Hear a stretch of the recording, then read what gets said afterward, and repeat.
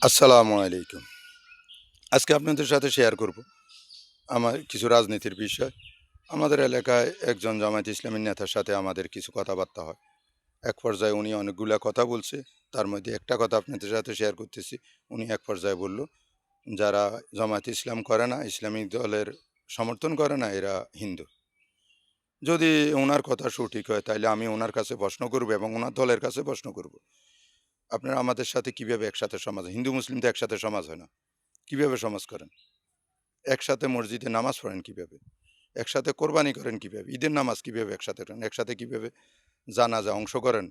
এবং যিনি আমাদের সাথে কথা বলছেন, যিনি হিন্দু বলছেন উনি নিজেও একজন আলেম। উনি কাকে নামাজ পড়ান? উনার পিছনে কারা থাকে? উনার মুত্তাদি কারা? হিন্দু না মুসলিম?